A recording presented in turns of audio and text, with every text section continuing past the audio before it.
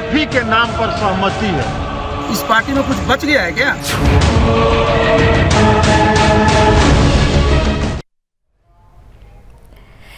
नमस्कार, आपके साथ मैं लावनी विनीत हूं और आप देख रहे हैं सत्ता का महासंग्राम। सत्ता का महासंग्राम, ये जो तस्वीरें आप देख रहे हैं, शय और मात का खेल इसे कहा जाता है। अक्सर इस खेल का जिक्र तब होता है जब राजनीति की बिसात बिछती है, और राजनीति की ये बिसात इस वक्त कहाँ बिछी हुई है, ये चेहरा भी आप पहचानते हैं। दरअसल ये सब कुछ हो रहा है एक ऐसे राज्य में जहां ये कहा जा रहा है कि जब गठबंधन की सरकार बनी थी उस वक्त बहुत सारे दावे वायदे थे, लोक लुभावन बातें थी, दिलों में जोश था, लेकिन ये जोश धीरे धीरे कम होता गया और गठबंधन में गांठ बन गई है। बिहार इस वक्त सत्ता के महासंग्राम का केंद्र बन चुका है। सत्ता किसके हाथ में रहने वाली है, किस नए हाथ में जाने वाली है, किसके हाथ से निकलने वाली है, ये तमाम ऐसे सवाल हैं जो राजनीति के आकाश में उमड़ घुमड़ कर रहे हैं। दरअसल आरसीपी प्रकरण के बाद से कहा जा रहा है कि जेडीयू और बीजेपी में गांठ बढ़ने वाली है, ये गठबंधन टूटने वाला है। हालांकि खुलकर कोई कुछ नहीं बोल रहा है। नीतीश कुमार की अनुपस्थिति, खास तौर पर ऐसे मौके पर जहां पर प्रधानमंत्री की अध्यक्षता में बड़ी बड़ी बैठकें हो रही हों, नीति आयोग की बैठक हो, या फिर हमारे नए वर्तमान महामहिम के लिए उनका पुराने महामहिम की विदाई का समारोह हो, या नए महामहिम की शपथ समारोह हो, हर जगह से नीतीश कुमार की अनुपस्थिति ये संकेत देने लगी थी कि बहुत कुछ अच्छा नहीं चल रहा है। और इसके बाद आरसीपी प्रकरण का होना, इसके बाद ललन सिंह का भारतीय जनता पार्टी पर सवाल उठा देना, तो क्या ये मान लिया जाए कि सत्ता का ये महासंग्राम अब भारतीय जनता पार्टी के हाथ से निकलकर जेडीयू और जेडीयू की नई सहयोगी, जो कहा जा रहा है आरजेडी हो सकती है, उस सहयोगियों के हाथ में जाने वाला है। आज इसी पर सत्ता के महासंग्राम में हम बड़े के साथ, बड़े अतिथियों के साथ करेंगे खुलकर विस्तार से चर्चा। लेकिन सबसे पहले देख लीजिए कि बीते 24 घंटे में आखिर ऐसा क्या हुआ है जो बिहार में नए राजनीतिक समीकरण गढ़ रहा है, जो ये कह रहा है कि आखिर नीतीश के मन में काबा।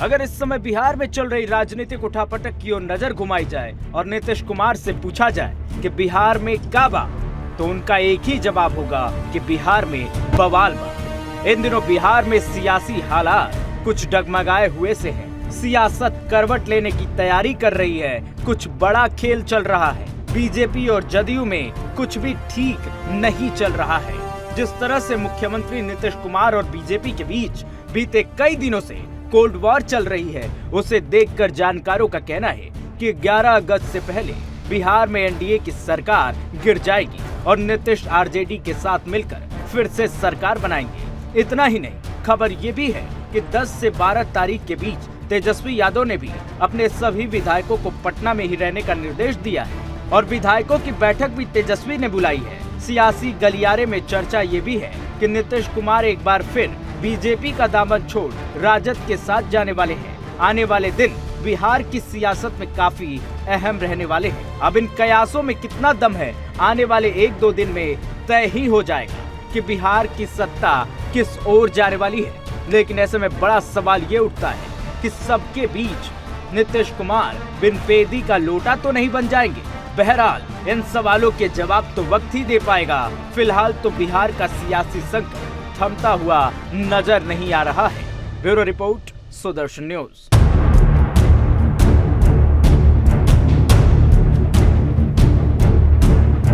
इस पार्टी में कुछ बच गया है क्या? कार्यकर्ताओं को देखिए क्या हाल बना रखा है।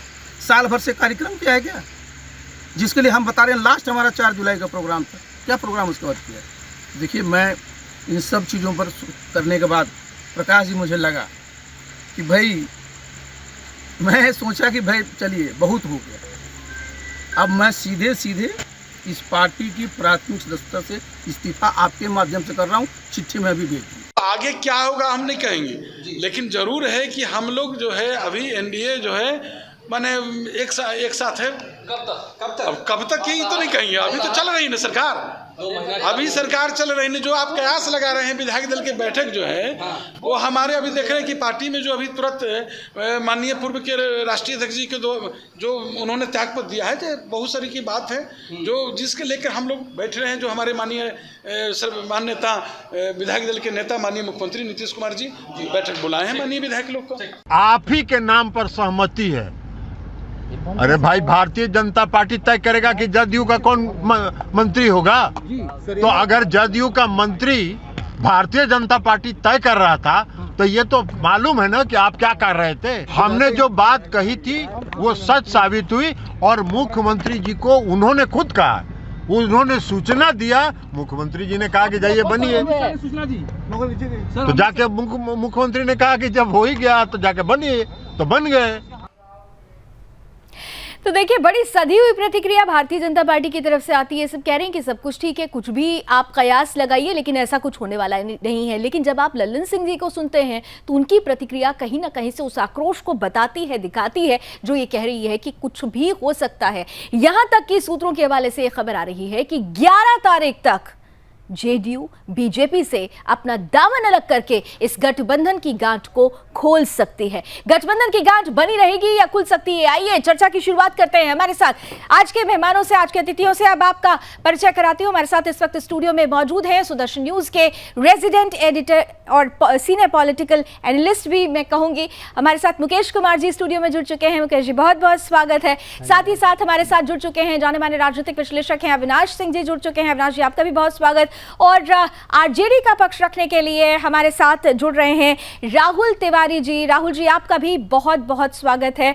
और सबसे पहले मुकेश जी, आपके साथ ही शुरुआत करूंगी क्योंकि आप बिहार की राजनीति को बहुत करीब से समझते हैं, आप उसी धरती से हैं। और जब हम बिहार की बात करते हैं तो बिहार की राजनीति पल पल बदलती हुई नजर आई। जहां से हम इस तमाम परिस्थिति को देख रहे हैं, उस परिस्थिति में एक पक्ष ऐसा है जो अभी भी कह रहा है कि कयास लगाए जा रहे हैं, कुछ नहीं होने वाला। लेकिन दूसरे पक्ष, चाहे वो अल्फाज, शब्दों की बयानबाजी हो या फिर अपनी भाव भंगिमाएं हो, दोनों तरफ से ये संदेश देने की कोशिश कर रहा है कि नहीं, आप मुगालते में हैं, कुछ भी हो सकता है। बिल्कुल, आपने सही कहने, हो तो कुछ भी सकता है, लेकिन एक्चुअली हुआ क्या है? कुछ भी नहीं हुआ है। अगर आप देखें भाई, सरकार चल रही है, मुख्यमंत्री नीतीश कुमार हैं और आरसीपी सिंह को अगर मान लीजिए इस्तीफा दिया है, आरसीपी सिंह पे कोई जांच, फिर से करप्शन के कोई चार्जेस लगे और उसके बाद उन्होंने पार्टी से इस्तीफा दिया, ये जेडीयू के भीतर का अंदरूनी मामला है। तो जेडीयू के भीतर अंदरूनी अगर कुछ होता है तो उसका सरकार पर क्या असर पड़ता है, ये मैं समझ नहीं रहा हूँ कि सरकार पर क्यों लोग कह रहे हैं कि सरकार पर असर है, गठबंधन टूट जाएगा, फिर से नीतीश कुमार जो है आरजेडी के साथ चले जाएंगे। कयास है, इन कयास के पीछे मुझे नहीं लगता है कि सरकार को कोई खतरा मुझे नहीं दिख रहा है। और मुख्यमंत्री नीतीश कुमार है, देखिए अगर जो कयास लगाए जा रहे हैं, कयास क्या लगा रहे हैं कि भाई बीजेपी से नीतीश कुमार नाता तोड़ लेंगे, नाता तोड़ लेने के बाद से अगर फिर से मुख्यमंत्री बने रहना चाहते हैं तो आरजेडी के पास जाएंगे। तो ये कोई नया फार्मूला तो है नहीं। एक बार पहले भी नीतीश कुमार जा चुके हैं आरजेडी के साथ। आरजेडी के साथ कितने लंबे समय तक रही है पूरी दुनिया को पता है, बीजेपी को भी पता है, आरजेडी को भी पता है, जेडीयू को भी पता है, बिहार की जनता को भी पता है। तो बहुत लंबा आरजेडी के साथ नहीं चल पाएंगे, ये बात भी पता है। और पहली बार अगर आरजेडी और जेडीयू की सरकार जब बनी थी, नीतीश कुमार मुख्यमंत्री थे, तो जिन वजहों से सरकार गिरी थी वो वजह आज भी है।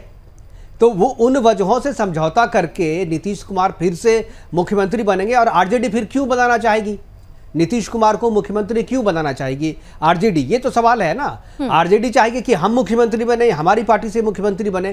तो नीतीश कुमार क्या इस जो लड़ाई जो चल रहा है, जो कयास चल रहा है, तो क्या बीजेपी से रिश्ता तोड़ करके आरजेडी के किसी नेता को, तेजस्वी यादव को मुख्यमंत्री बनाने की तरफ जाएंगे? मुझे नहीं लगता है कि नीतीश कुमार जो है अभी इतना, देखिए बीजेपी के साथ जब तक नीतीश कुमार है सरकार स्टेबल है, नीतीश कुमार पे कोई खतरा नहीं है। नीतीश कुमार ये बात आरसीपी को लेकर के जो बातें कह रहे हैं, नीतीश कुमार नहीं कह रहे हैं, ये कौन कह रहे हैं? ललन सिंह जी कह रहे हैं। ललन सिंह जी और आरसीपी को लेकर के जेडीयू के भीतर में जो वर्चस्व की लड़ाई थी वो चली आ रही थी। और ये जो आज हुआ है कि आरसीपी सिंह को राज्यसभा नहीं भेजा गया, 6 महीने का कार्यकाल पूरा होने के बाद उन्हें मंत्री पद से इस्तीफा देना पड़ा। मंत्री पद से इस्तीफा देने के बाद जो है जेडीयू ने उनके खिलाफ जो है लैंड स्कैम और जमीन खरीद में भ्रष्टाचार के आरोप लगाए। उसके बाद आरसीपी जो है रिजाइन दे दिए और अब खुल करके नीतीश के खिलाफ बोल रहे हैं। वरना तलखी तो पहले दिन से लेकिन चल रही यहाँ थी, पर 6 महीने से मुकेश चल रही जी, थी। एक जो महत्वपूर्ण चीज है, आपने कहा कि नीतीश कुमार कुछ नहीं कह रहे हैं, लेकिन नीतीश कुमार बहुत ही वेटरन पॉलिटिशियन है और जब बात उनकी कुर्सी की आती है तो हमने उनके पिछले इतिहास को भी देखा है कि वो किस तरीके की व्यवहार दिखाते हैं या किस तरीके की उनकी प्रतिक्रियाएं होती हैं। यहाँ पर क्या प्रेशर टैक्टिस नहीं है कि एक व्यक्ति के माध्यम से, वो व्यक्ति ललन सिंह के माध्यम से आप अपनी बातों को पहुंचाते रहे और व्यवहार के जरिए कुछ बोलिए नहीं, लेकिन जब नीति आयोग की बैठक हो तो नदारद हो जाइए, जब नए राष्ट्रपति की जब उनका शपथ समारोह हो तब आप गायब हो जाइए, जब पुराने हमारे राष्ट्रपति उनको विदाई समारोह हो तो उसमें आप नदारद रहिए। तो कहीं ना कहीं से दो चीजें पैरेलल में चल रही है। बिल्कुल पैरेलल में चल रही है लावनी, बिल्कुल सही कह रहे हैं आप। देखिए नीतीश कुमार जो है कभी भी केंद्रीय मंत्रिमंडल में शामिल नहीं हुए हैं।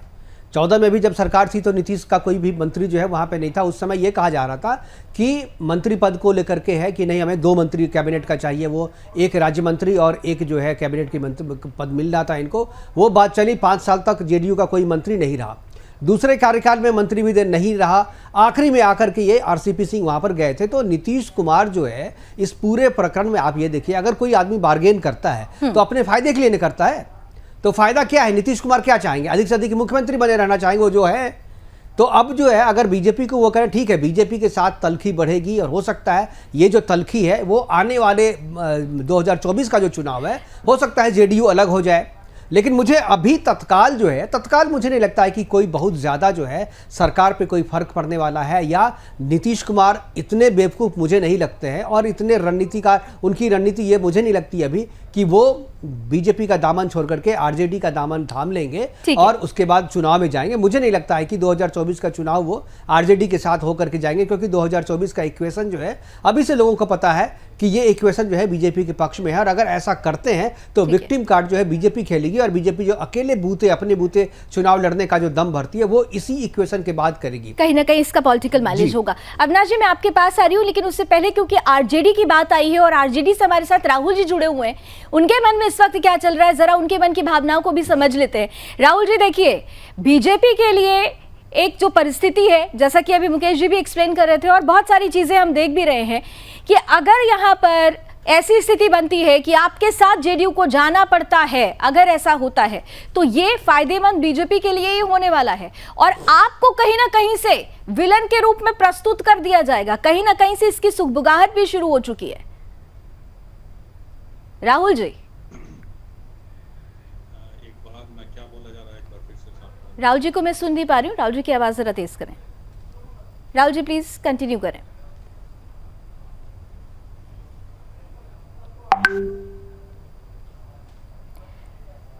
मुझे लग रहा राहुल जी लगता है शायद राहुल जी तक हमारी आवाज नहीं पहुंच पाई। राहुल जी, आप मुझे सुन पा रहे हैं? राहुल तिवारी जी, चलिए शायद राहुल जी से संपर्क टूटा है। जी, राहुल जी का हम ऑडियो ठीक कराते हैं, तब तक मैं अविनाश जी आपके पास आ रही हूँ। आपको मेरी आवाज आ रही है अविनाश जी? लाभी जी नमस्कार, मुकेश जी नमस्कार। और आप लोगों को स्वस्थ देख करके, वापस देख करके बहुत अच्छा लग रहा है। Thank you. और आपके सारे श्रोताओं को सोमवार के महादेव के जितने भी भक्त हैं उन सबको ढेर सारी शुभकामनाएं। Thank you. जी अविनाश जी, सवाल आपसे भी, क्योंकि आप भी राजनीतिक विश्लेषक हैं और आप भी जानते समझते हैं परिस्थितियों को। मुकेश जी ने बहुत ही विस्तार से बहुत सारी बातें रखी, लेकिन मेरे मन में जो प्रश्न महत्वपूर्ण है वो प्रश्न ये है कि भारतीय जनता पार्टी के सबसे ज्यादा चहेते अगर कहा जाए तो नीतीश कुमार हैं। 96 से लेकर आप लगातार देख लें 2019 तक, एक बार नहीं कई ऐसी परिस्थितियां आई हैं जहां पर भारतीय जनता पार्टी की पहली पसंद नीतीश कुमार रहे। वो तो पहली पसंद बीजेपी नीतीश कुमार को मानती रही, लेकिन क्या नीतीश कुमार की पहली पसंद भारतीय जनता पार्टी कभी रही है? या आज की जो परिस्थिति है ये प्रेम आगे बढ़ पाएगा या नहीं बढ़ पाएगा? मूलतः मैं मुकेश जी की बातों से सहमत हूँ कि अभी हमें कुछ ऐसा नहीं दिखता है जिसके ऊपर हम कोई कयास लगाए, बट ये 48 घंटे से 72 घंटे का मामला है।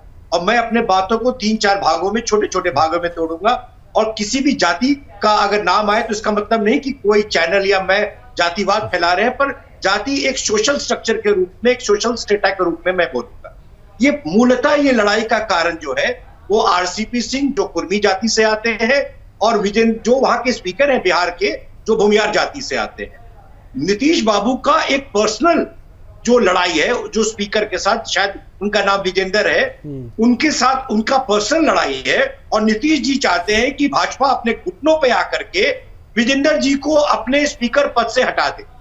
भाजपा आज के डेट में ये काम बिल्कुल नहीं करेगी, क्योंकि भाजपा जानती है कि बिहार में और पूरे हिंदुस्तान के परिप्रेक्ष्य में भाजपा आज के डेट में ओबीसी और निचले वर्ग की राजनीति करने के लिए बहुत जानी जाती है। और अभी पीछे जो एमएलसी का इलेक्शन हुआ था, उसमें आरजेडी के 7 भूमिहार कैंडिडेट में से 5 भूमिहार कैंडिडेट जीत के आए। इसलिए भाजपा एक भूमिहार स्पीकर को हटा करके फॉरवर्ड का वो आर नहीं लेना चाहेगी। तो जब तक ये मामला उलझा रहेगा, तब तक कुछ भी आगे नहीं बढ़ सकता है। 48 से 72 घंटे में कुछ भी हो सकता है, क्योंकि हम सब जानते हैं कि नीतीश बाबू बहुत ही एक हार्टी नेता है, नंबर 1। नंबर 2 बात यह है कि नीतीश बाबू ये जानते हैं कि उनका जो है दिन वो लग चुका है। पूरी दुनिया और खास करके बिहार वासी अब उनको कई नाम से पुकारते हैं, पलटू राम, कुर्सी कुमार, हर अन्य नामों से वो जाने जाते हैं। तो उनको ये पता है कि उनके दिन अब लग गए। और तीसरी बात जो मैं ये कहना चाहता हूं कि भाजपा भी बहुत ज्यादा अभी इन्वेस्ट नहीं करना चाहती है बिहार में और बिहार की पॉलिटिक्स में, क्योंकि जब तक बिहार से कोई बड़ा नेता उभरा है, उसने पार्टी को या तो बहुत कैप्चर करने की कोशिश की है, पार्टी बड़ी तोड़ हुई है, या कांग्रेस को देख ले या पुरानी जनता दल के जितने भी परिवार थे, जनता दल यूनाइटेड, ये सब टूट के ही बने।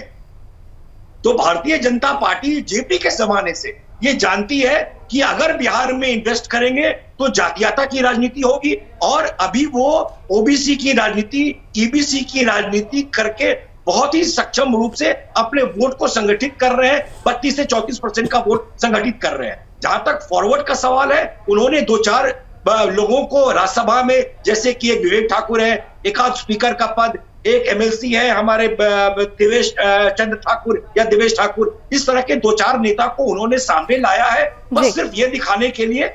बट मेन जो लड़ाई है वहां पे वो भाजपा और नीतीश की नहीं है, नीतीश के हट की और भूमिहार की लड़ाई।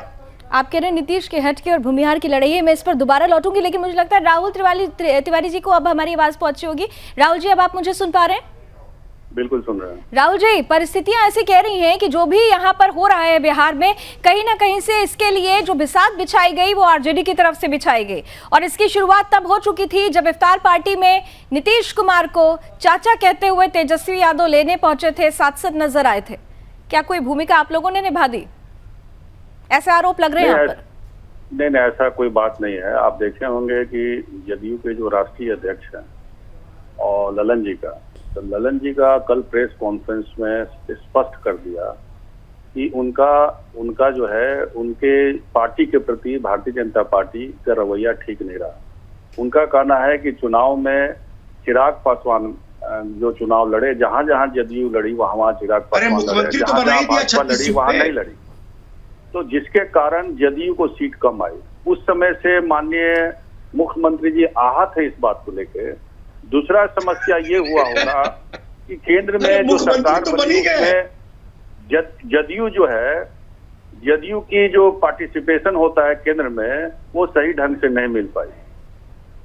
और लगातार जेडीयू का पार्टिसिपेशन, आप क्या आप थोड़ा खुलकर बोलिए, क्या चाहते थे केंद्र में? तो केंद्र की मंत्री के रूप में अगर, तो आरसीपी जी तो पूर्व राष्ट्रीय अध्यक्ष ही रहे हैं ना, राइट हैंड कहे जाते हैं नीतीश कुमार के।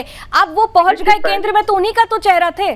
तलखी कैसे शुरू हो गई आपस में? फिर पहली बार जब केंद्रीय मंत्रिमंडल बन रहा था तो उसमें एक सीट के चलते इन लोगों ने छोड़ दिया था, याद होगा आपको। बिल्कुल वही बात मैंने कहा। 14 में दोबारा 14 में 2 कैबिनेट बर्थ मांग रहे थे, एक मिल रहा था। अध्यक्ष इल्जाम लगा रहे हैं कि वो अपने मन से, यानी भारतीय जनता पार्टी के चॉइस पे वो मंत्री बन गए थे। ठीक है, आप कह रहे हैं कि बीजेपी से वो खुश नहीं थे। आरजेडी के साथ गठबंधन होता है तो आप उनको खुश करने के लिए क्या करेंगे? क्या तेजस्वी यादव फिर से उप मुख्यमंत्री बनेंगे? ये मान लें। देखिए, ऐसा है कि हम लोगों ने नीतीश जी को नहीं हटाया था। नीतीश जी स्वतः हमारे गठबंधन को छोड़ के गए थे।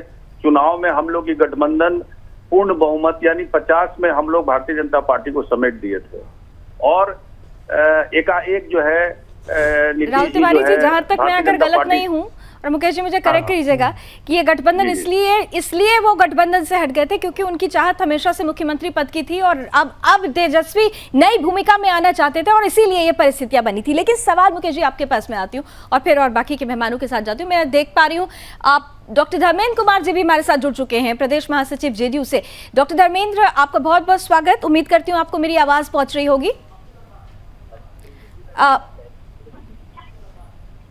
माफ कीजिएगा, हमारे साथ इस वक्त अफजल अब्बास साहब जुड़ रहे हैं जेडीयू से। अफजल साहब, आप मुझे सुन पा रहे हैं? जी बताइए, फरमाइए। अफजल अब्बास साहब, सब कुछ बढ़िया, सब कुछ ठीक ठाक, गठबंधन में कोई गांठ या सिर्फ गठबंधन जारी रहेगा? तो ये इसका फैसला माननीय नीतीश कुमार जी बाबू बोले कि हम कौन से होते हैं फैसला लेने वाले।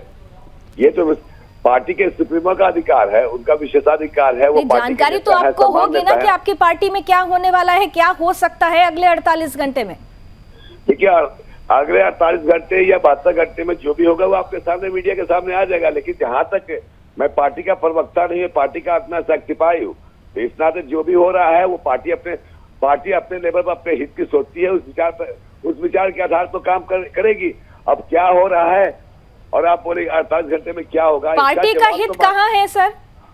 ये आप तो पार्टी से तो आप जुड़े ही है ना, तो उस पार्टी का हित कहाँ है आपके अनुसार? देखिए, पार्टी का हित, हम लोग तो पार्टी के सिपाही हैं। पार्टी का शीर्ष नेतृत्व जहाँ कहेगा वहाँ हम झंडा बुलंद किए रहेंगे। आप खुलकर कुछ कहना नहीं चाह रहे हैं यार? मुझे लग रहा है कि कल तक तो पार्टी के अध्यक्ष थे ना, तो आरसीपी सिंह को भी जब आरसीपी सिंह को ही हटा दिया तो फिर पार्टी में क्या, किस तरह, कौन है वहाँ सर्वे सरवार किसकी बात चलती है? मेरे ख्याल से नीतीश के अलावा कुछ नहीं। रीजनल पार्टी में लावनी यही होता है, जो एक नेता होता है उसी की बात चलती है। अध्यक्ष कोई भी रहे, देखिए जब शरद यादव थे जेडीयू के अध्यक्ष, शरद यादव को भी इसी तरीके से बाहर किया गया था, बेइज्जत करके निकाला गया था, नीतीश कुमार जी ने निकाल दिया था उन्हें। अब आरसीपी सिंह के साथ भी यही हुआ था। तो मैं अभी जो कंडीशन है यहाँ पे, बीजेपी से बार्गेन करना चाहती है नीतीश कुमार, और नीतीश कुमार और आगे क्या करेगी मैं आपको बताता हूँ। 48 घंटा जो आप कह रहे हैं, अविनाश जी आप कह रहे हैं, बाकी जो कह रहे हैं, मुझे 48 घंटे में क्या होगा? सरकार गिर जाएगी? बिल्कुल नहीं गिरेगी। 48 घंटे में ये होगा, नीतीश कुमार बीजेपी कोटे के और 1-2 मंत्रियों के खिलाफ जो है भ्रष्टाचार के आरोप के पेपर पब्लिक में लाएगी, उनके खिलाफ भी जो है केस करेगी और उनको करेगी कि बीजेपी के नेता जो है वो भ्रष्टाचार कर रहे हैं, और ये परिस्थिति पैदा करने की कोशिश करेगी नीतीश कुमार की पार्टी और नीतीश कुमार को कि बीजेपी इनसे रिश्ता तोड़ ले। देखिए यहाँ पर क्या है, रिश्ता तोड़ेगा कौन, इसमें भी बड़ा पेच है ना। नीतीश कुमार कभी भी अलग नहीं जाएंगे। विक्टिम कार्ड दोनों के वो चाहेंगे, उनको विक्टिम कार्ड नीतीश कुमार चाहेंगे कि भाई बीजेपी हमसे रिश्ता तोड़ ले, बीजेपी को इतना वो तंग करेंगे उनके नेताओं के खिलाफ, क्योंकि वैसे भी अब देखिए ये जो सबसे छोटी पार्टी है गठबंधन में और वो मुख्यमंत्री बने हुए हैं और सारी चीजें बीजेपी का भले मंत्री हो, लेकिन किसी भी बीजेपी के मंत्री की कोई बात वहां पर सुनी नहीं जाती। मैं पिछली बार जब बिहार गया था, मैं वहां उप मुख्यमंत्री से मिला, दोनों उप मुख्यमंत्री से। मुख्यमंत्री के पास अपने सेक्रेटरी नहीं थे उनके विभाग का, रेणु देवी की बात मैं कर रहा हूँ। वो मुझसे कह रहे थे कि मेरे पास तो सेक्रेटरी नहीं है, नीतीश कुमार जी हमें देते नहीं है। तो सेक्रेटरी जो उप मुख्यमंत्री के विभाग का जो है, जो मंत्रालय उनके पास है, उनके पास सेक्रेटरी नहीं थी। उनके पास काम करने का कोई, सारी फाइलें नीतीश कुमार अपने पास मंगवाते हैं, सारी फाइलें, चाहे विभाग बीजेपी के कोटे का हो, चाहे जेडीयू के कोटे का हो, नीतीश कुमार खुद ही सब चीज करते हैं। तो नीतीश कुमार कभी भी ये नहीं चाहेंगे कि वो अलग हो सरकार से, क्योंकि सरकार के मुखिया वो है ना। अगर ऐसा रहता तो सीधे इस्तीफा दे देते और आरजेडी को मुख्यमंत्री बनाएंगे, आरजेडी के कोटे से नीतीश कुमार, मुझे नहीं लगता है कि नीतीश कुमार बनाएंगे। नीतीश कुमार कभी भी अपनी कुर्सी छोड़ना नहीं चाहेंगे। वो चाहेंगे कि बीजेपी उनसे अलग हो जाए। जब बीजेपी अलग हो जाएगी तब ये जब अल्पमत में हो जाएंगे तो ये सरकार बनाने के लिए जेडीयू से आरजेडी से समर्थन ले लेंगे। बाहर से आरजेडी समर्थन करे या सरकार में शामिल हो, वो बात की बात है, लेकिन मुख्यमंत्री यही बने रहना चाहेंगे। क्यों राहुल जी, तब तो फिर ऐसी परिस्थिति में जो जैसा कि मुकेश जी बोल रहे हैं, आपको लग रहा है कि ये सारी चीजें आप लोग आपके गले के नीचे उतर पाएगी? आज नीतीश जी में सारी कमी दिख रही है और नीतीश जी को इन्होंने आगे करके चुनाव बिहार में लड़ा था और राष्ट्रीय अध्यक्ष ने तो साफ खुला भारतीय जनता पार्टी का कल बिना नाम लिए हुए सब कुछ बता दिया। भविष्य में क्या होने वाला है सब लोग को पता है। तो आज नीतीश जी बहुत खराब लगने लगे तो भारतीय जनता पार्टी ने क्यों नहीं अपने बल पे बिहार में चुनाव लड़के देखा या उनके योग्य कोई मुख्यमंत्री लायक हो। ये गलत बात है। ये जरूर है कि जो एलिगेशन लग रहा है भारतीय जनता पार्टी में कहीं ना कहीं जायज होगा, जिसके चलते जदयू जो है अपना रास्ता या जो भी विकल्प खोजे या साथ रहे। राहुल जी, अभी तो पता नहीं है क्या होने वाला भविष्य में। आरजेडी से जुड़े हुए तमाम जो प्रतिनिधि हैं बड़ा संभल कर बयान दे रहे हैं, लेकिन ये एक वक्त ये ऐसा भी था जब आप दोनों साथ थे और आप जब अलग हुए थे तो यही आरोप प्रत्यारोप, यही शब्दावली थी, लेकिन उस वक्त चेहरे अलग आरजेडी और जेडीयू से जुड़े हुए थे।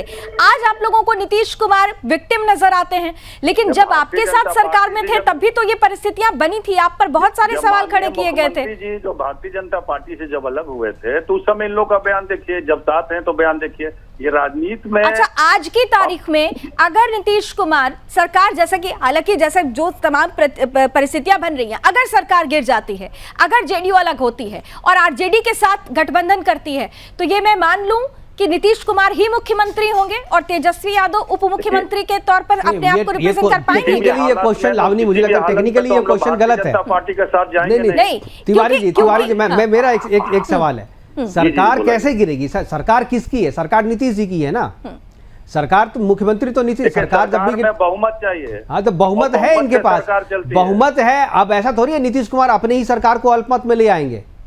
नीतीश कुमार क्यों लाएंगे अपनी सरकार को अल्पमत में? क्या करेंगे वो भविष्य में पता चले, लेकिन किसी भी हालत में हम लोग तो भारतीय जनता पार्टी के साथ नहीं जाएंगे।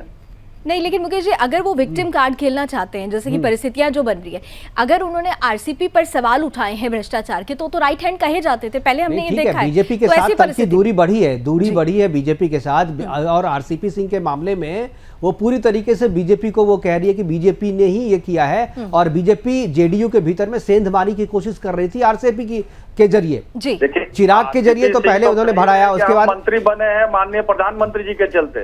हाँ, इससे साफ जाहिर हो रहा है कि पार्टी की तरफ के थे ही नहीं। उनकी दिल जो बता रहे हैं, जो अध्यक्ष जी कह रहे हैं कि उनके दिल भारतीय जनता पार्टी के पास थी, तो वो बात सत्य है। बिल्कुल, ये बात मैं भी मानता हूँ। ये बात से, इस बात से किसी को आरोप इनकार नहीं है। ये अविनाश जी, आप इस बात को आगे बढ़ाइएगा, लेकिन एक सवाल मैं जोड़ देती हूँ, क्योंकि इस पर भी एक चर्चाएं होने लगी हैं। अब इसमें कितनी सच्चाई है, कितनी गहराई है, ये तो बहरहाल चिंतन का विषय जरूर है। कहा यह जा रहा है कि आरसीपी तो सिर्फ बहाना थे। नाराजगी तो इस बात की है कि उन्होंने सोचा था, नीतीश कुमार ने, कि अब जब आखिरी पड़ाव आया है तो राष्ट्रपति या उपराष्ट्रपति के रूप में उनको जरूर प्रमुखता से सामने रखा जाएगा, लेकिन नहीं रखा गया, और कहीं ना कहीं से वो नाराजगी आज इस रूप में नजर आ रही है, बहाना आरसीपी बन चुके हैं। अविनाश जी, मैंने अपने पहले स्लॉट में बताया कि मूलतः लड़ाई क्या है। अब मैं दूसरे स्लॉट में मुकेश जी को भी ये बताऊंगा कि वो पहले भी अपने सरकार को अल्पमत में ला चुके हैं। और दूसरी बात ये कि नीतीश बाबू वो जानते हैं कि अब वो उनकी राजनीति बिल्कुल खत्म हो गई है। जिस तरह का जंगल राज और छपरा में आपने देखा कि 70 से 80 लोग मर गए, वो आरसीपी का बहाना है, केवल ध्यान भटकाना है। और राजद जो है, अब राजद के साथ अगर जाते हैं नीतीश बाबू, लावनी जी, मुकेश जी, आप भी ध्यान से सुनिएगा, अगर राजद के साथ जाते हैं अब नीतीश बाबू, तो पहले नीतीश बाबू 75 पे थे और राजद 72 पे थी या 76 पे थी। अब अगर नीतीश बाबू राजद के साथ जाते हैं तो केवल वो 40 पे है और राजद गठबंधन करीबन 120 पर है। तो इसीलिए नीतीश बाबू राजद में जाने के साथ जाने से पहले ये सोचेंगे कि वो भाजपा से भी ज्यादा मजबूत पार्टी के साथ हाथ मिला रहे हैं, तो और अपने आप को कमजोर महसूस करेंगे और अपने आप को असहाय महसूस करेंगे। और जो हम राजद की बैकग्राउंड जानते हैं, जो कि अराजकता की बनी हुई पार्टी है, जिनके डीएनए में अराजकता है, वो क्या नीतीश बाबू का साथ देगी? ये सिर्फ और सिर्फ ध्यान भटकाने की राजनीति है नीतीश बाबू की। आपका कहना बिल्कुल सही है, पर जैसा मैंने कहा, वो इतने बड़े हठ ही नेता है कि अपने हठ के लिए वो बिहार की जनता को ताक पे रख करके, जिस तरह से नीति आयोग की मीटिंग में नहीं आए, और उसी तरह से बिहार की जनता को ताक पे रख करके पुनः जंगल राज वापस ला सकते हैं, पर अपनी पॉलिटिकल कैरियर को खत्म कर देंगे। दो बड़ी महत्वपूर्ण बातें देखिए, क्योंकि हम समापन पे पहुंच रहे हैं, इसलिए दो बड़ी महत्वपूर्ण बातें हैं जिस पर आप तीनों का मैं रिएक्शन लूंगी। मुकेश जी, आपके साथ शुरुआत करती हूँ। देखिए, सरकार या पॉलिटिकल पार्टीज, सरकार बनती है, गठबंधन होता है, गठबंधन टूटता है, ये तो राजनीति का एक अपना रूपरेखा कहनी चाहिए, ऐसी ही होती है। लेकिन महत्वपूर्ण ये है कि गठबंधन में आप किन्हें चुनते हैं, उनका चहेता कौन है। बिहार में बीते, अगर हम 4 महीने को, 6 महीने को उठाकर देख लें, तो जिस तरीके की वहाँ से परिस्थितियाँ पैदा हुई, जिस तरीके से वहाँ जिहादियों की, आतंकवादियों की जड़ वहां पर गहरी हुई है, जहां पर वो परिस्थिति बनी है, क्या ऐसी परिस्थिति में अगर ये गठबंधन टूटता है और नई साथी के रूप में आरजेडी के साथ, हो सकता है राहुल जी को मेरी बात चुभ जाए, लेकिन ये सत्य है कि राहुल जी, आपकी पार्टी ऐसे जिहादियों, ऐसे आतंकवादियों को विक्टिम मानती है, उन्हें सपोर्ट करती है, तो क्या बिहार की जनता के लिए ये ठीक होगा? मुकेश जी, मैं आपके साथ शुरुआत कर, अच्छा चलिए राहुल जी पहले आप ही रिएक्शन दे दीजिए, फिर मैं आती हूँ। जी राहुल जी, आपका वक्तव्य गलत है। हम तो ये मानते हैं कि जो भी आतंकवादी गतिविधि देश में चलती है उस सरकार का फेलियर नीति के चलते नक्सल और आतंकवाद पनपते हैं, और हम किसी का समर्थन क्या है आपके गठबंधन में? 15 साल जो हम लोग की सरकार थी वो जनता पसंद की थी, तब थी, हम जबरदस्ती नहीं बने थे, और हम गरीबों का आवाज बन के उभरे थे, और आज भी हम सबसे बड़ी पार्टी बन के उभरे हैं। तो जनता तो इतनी बेवकूफ नहीं है कि हम गलत है और हमको बार-बार सुने। और रहा नीतीश कुमार जी हमारे साथ थे तो उनकी सीट 40 से दुगनी थी, तो हम लोगों ने उनको कभी धोखा नहीं दिया, हमारी राष्ट्रीय जनता दल किसी को धोखा नहीं दिया। भविष्य में क्या होगा इसके बारे में हम नहीं जानते हैं कि वो आएंगे कि वहां रहेंगे, लेकिन हम लोग की पार्टी गद्दार पार्टी नहीं है। नहीं, लेकिन इतना तो जरूर है ना, अजय आलोक जेडीयू से जुड़े हुए थे, जब उन्होंने तबलीगी जमात पर सवाल उठाया, जब उन्होंने एक विशेष वर्ग की जो परिस्थितियां जब बन रही थी बिहार में उसको लेकर सवाल उठाया, उनको बाहर निकाला गया, उन्हें बाहर निकाला गया, और आरजेडी ने इस बात के लिए जेडीयू को आपने कहा कि उनका सही कदम है, अब जो तबलीगी जमात का विरोध करे और उसे पार्टी से बाहर निकाल दिया जाए, और आपकी नजर में अगर वो स्टेप सही है तो फिर सवाल तो उठेंगे ना साहब। मुकेश जी, आप करिए। गरीब की जो आवाज उठाएगा, सिस्टम नहीं लड़ेगा, उसके खिलाफ राजद लड़ती है, और अजय आलोक कोई राजनीतिक व्यक्ति नहीं है। ठीक है, बिल्कुल बिल्कुल ठीक है, वो आरसीपी के करीबी थे, इसलिए वो जदयू में इस पे आए, और आरसीपी का जब जैसे ही ग्राफ गिरा अजय आलोक को भी बाहर कर दिया गया। ठीक है, लेकिन लावनी का जो आपका जो सवाल है, जो गठबंधन में कौन रहेगा कौन, देखिए नीतीश कुमार जो है, नीतीश कुमार के साथ जो रहेगा उसकी सरकार बनेगी। नीतीश कुमार तो आज के डेट में प्रासंगिक है बिहार में, क्योंकि सरकार में अगर बीजेपी रहना चाहती है तो नीतीश कुमार का साथ चाहिए, और आरजेडी अगर सरकार में आना चाहती है तो उन्हें नीतीश कुमार का साथ चाहिए। यानी नीतीश कुमार के पास नंबर भले ही तीनों में सबसे कम हो, लेकिन बिना उनके सरकार नहीं बन सकती, ये बात भी सही है। और इसी बात का बार्गेन जो है नीतीश कुमार कर रहे हैं, और इसी बात का फायदा उठा रहे हैं। अब देखना यह है कि नीतीश कुमार जो है, अगर अपने आप को चाहते हैं कि हमें आने वाला चुनाव या आने वाला फ्यूचर जो है वो हमारा कैसा हो जेडीयू का, तो बिल्कुल मैं इसमें अविनाश जी के साथ में हूँ कि नीतीश कुमार जी का आगे का फ्यूचर खत्म है। अब आगे वो अकेले अपने बूते पे फिर से उतनी ताकत वो नहीं जुटा पाएंगे जो इस चुनाव से पहले उनके पास ताकत थी, क्योंकि आप देखिए चिराग पासवान भी जो है, अगर उनको 36 सीटों पे उनको दूसरे तीसरे नंबर पे ला करके खड़ी कर दी और उनको सीट हरा दिया उनको, और जो आज आरजेडी सबसे बड़ी पार्टी बनी हुई है, तो उसमें कहीं ना कहीं चिराग पासवान का भी हाथ है, क्योंकि जहां पर सीधी लड़ाई थी वहां पर जेडीयू और आरजेडी की, वहां पर जो चिराग पासवान ने अपने कैंडिडेट दे करके वो लड़ाई सीधे आरजेडी के पक्ष में किया। तो आज आरजेडी अगर मजबूत है, सबसे बड़ी पार्टी है, तो उसमें चिराग पासवान का भी योगदान है। तो आने वाला अगर चुनाव अगर होगा तो चिराग पासवान कोई बाहर तो गए नहीं है। एनडीए के वोट में मात्र 15,000 का अंतर है। लावनी जी, नहीं जो उनके अध्यक्ष लल्लन सिंह जो बोल रहे हैं, मुकेश जी मौका चाहता हूँ। मुकेश जी, ये बात लावनी जी, जो उनके लल्लन सिंह जो कह रहे हैं अध्यक्ष कि कुछ ऐसी काम करने की भाजपा कोशिश कर रही थी, वो अध्यक्ष, वो पार्टी जिसने कांग्रेस के प्रेसिडेंट अशोक चौधरी को पूरा का पूरा पार्टी मूव करा दिया, कांग्रेस को अपने आप में विलय करवा दिया। आप ये समझिए कि नीतीश कुमार और लल्लन सिंह उस पार्टी के स्पोक्स पर्सन है जिसने कांग्रेस के प्रेसिडेंट को अशोक चौधरी को अपने पार्टी में मिला लिया। सोचिए, और ये कह रहे हैं कि वो मेरी पार्टी को तोड़ने की कोशिश कर रहे हैं, तो नीतीश कुमार की नैतिकता बिल्कुल खत्म। ये तो चलता ही रहता है अविनाश जी, इन्होंने भी तो एआईएमआईएम के चारों को मिला लिया। इससे पहले जो मायावती की पार्टी के चारों थे 2 चुनाव पहले, आरजेडी ने उनकी पूरी पार्टी को विलय करा लिया था। कम से कम ये तो चलता ही रहता है, छोटी पार्टियों को विलय कराते रहते हैं। ये कहना नहीं चाहिए, कांग्रेस छोटी पार्टी नहीं है। हाँ, भारतीय जनता पार्टी ने भी मुकेश सहनी की पूरी पार्टी को मिला लिया, हालांकि सिंबल इन्हीं का था। बिल्कुल, तभी कह रहा हूं, तो कंप्लेन नहीं करना चाहिए। भाजपा ये कंप्लेन नहीं करती है। देखिए अविनाश जी,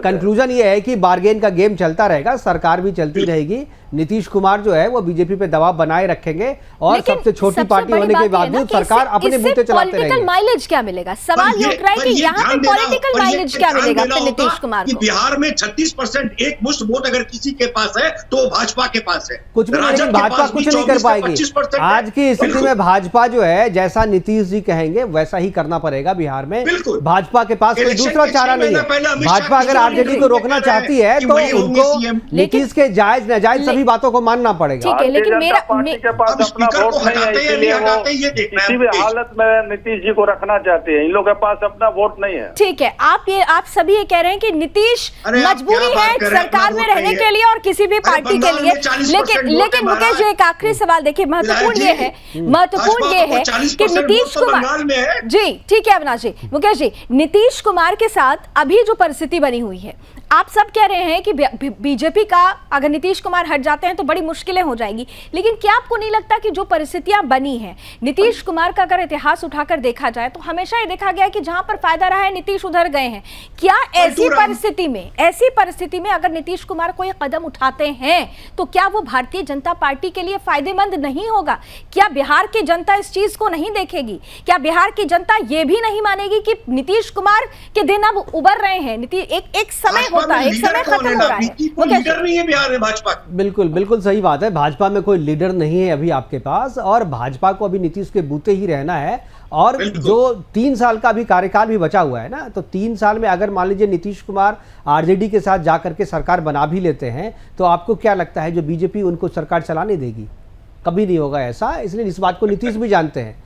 नीतीश भी इस बात को बहुत अच्छी तरीके से जानते हैं कि अभी हम मुख्यमंत्री रहते हुए अगर आरसीपी पे हम भ्रष्टाचार के आरोप लगा करके जांच करा सकते हैं, बीजेपी के 2 मंत्रियों के ऊपर में जांच कराने की तैयारी करके पर बैठे हुए हैं, हो सकता है 1-2 दिन में वो भी शुरू कर दें। तो जब नीतीश मुख्यमंत्री बन करके ये कर सकते हैं तो केंद्र के पास और भी बहुत ताकतें हैं। अगर नीतीश कुमार जाते हैं आरजेडी के साथ, वो इतना आसान खेल नहीं होगा। सरकार केवल गणित पे नहीं चलती, बाकी चीजें भी होती है। जी, खेलों का संभावना बनी हुई, लेकिन खेल उतना आसान नहीं है, समय की कुछ सीमाएं हैं। बहुत बहुत धन्यवाद आप तीनों का। अब क्योंकि बिहार में बिल्कुल है और वहाँ करप्ट लोग भी है ना, करप्ट लोग बिहार में क्या होगा, क्या हो रहा है, इन सब पर हमारी नजर बनी रहेगी। 48 घंटे कहा जा रहा है थोड़े क्रूशियल हैं, लेकिन यहाँ पर जितने मेहमान बैठे हुए थे उन्होंने कहा कि ऐसा कुछ भी नहीं होने वाला है। नीतीश कुमार मुख्यमंत्री जब अभी हैं तो आगे भी रहेंगे। नीतीश बिहार की मजबूरी और क्या नीतीश इसी का फायदा उठा रहे हैं और इसीलिए पूछा जा रहा है कि नीतीश के मन में काबा। फिलहाल अभी बस इतना ही सत्ता के महासंग्राम में, बस इतना ही। देश और दुनिया की तमाम खबरों के लिए आप जुड़े रहिए सुदर्शन न्यूज के साथ। जय हिंद।